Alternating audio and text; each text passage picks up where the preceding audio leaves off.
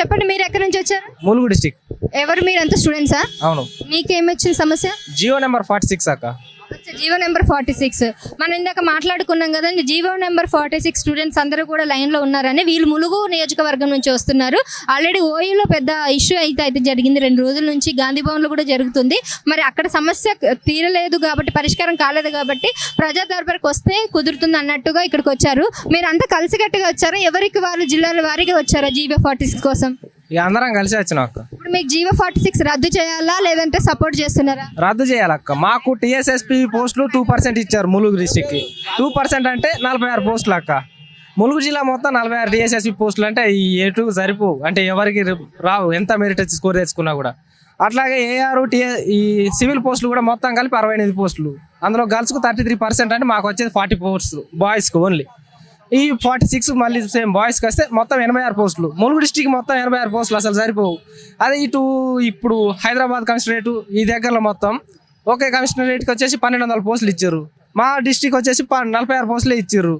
ఇది ఎటు కూడా సరిపోవు మాకు. అసలు దారుణంగా న్యాయం అసలు లేదక్క. ఈ జీవోలో తీసేస్తే మాకు ఎలాగో మేము మెరిట్ ఆధారంగా జాబ్ వస్తే మాకు వస్తుంది. సో చెప్పండి. మేము మైబార్ డిస్ట్రిక్ట్ నుంచి వచ్చినామండి. మెరిట్ ఆధారంగా జాబ్ ఇస్తే అందరికీ న్యాయం జరుగుతుంది. మెరిట్ స్టూడెంట్కి న్యాయం జరుగుతుంది. కష్టపడి చదివి మేము ఇన్ని మార్కులు తెచ్చుకున్నా మాకు జాబ్ లేకుండా హైదరాబాద్ కమిషనరేట్ చుట్టుపక్కల ప్రాంతాల్లో ఉన్న విద్యార్థులకు 100 ఉన్న వాళ్ళకి జాబ్ వచ్చి మాకు 120 ప్లేస్ వచ్చిన విద్యార్థులకు జాబ్ లేదు. నేను ఎస్టీ క్యాండిడేట్ అండి, నాకు 120 ప్లేస్ వచ్చింది. నా ఎస్టీ క్యాండిడేట్ అయి ఉండి నాకు కూడా 120 ప్లేస్ స్కోర్ వచ్చినా జాబ్ రాలేదు. ఇక్కడ హైదరాబాద్ చుట్టుపక్కల వాళ్ళ ఉపాధి కోసం ఇక్కడ ఏదైనా ఒకటి వాళ్ళు చేసుకొని వాళ్ళకి చేసి ఉంటుంది. మేమంటే దూర ప్రాంతం విలేజెస్లో ఉంటాము. అలాంటిది మేము ఎంతో సపోర్ట్ ఇంట్లో సపోర్ట్ మనీ ప్రాబ్లం లేకుండా కష్టపడి చదివినా జాబ్ వస్తుందని ఆశతో చదివినా ఇన్ని మార్కులు తెచ్చుకున్నా కూడా ఇవాళ జాబ్ లేకుండా ఉండే పరిస్థితి వచ్చింది. ఇదే స్ఫూర్తితో ఈ గవర్నమెంట్ని ఎట్లాగైనా పడగొట్టాలని మేమందరం అనుకొని మా యొక్క నియోజకవర్గంలో అందరం కలిసి కాంగ్రెస్ పార్టీని గెలిపించినాం.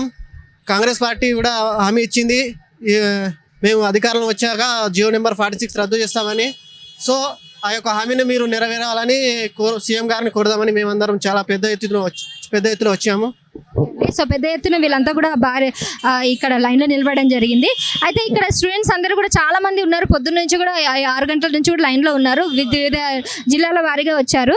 సో ఇక్కడ ఇంకో కొంతమంది బ్రదర్స్ ఉన్నారు.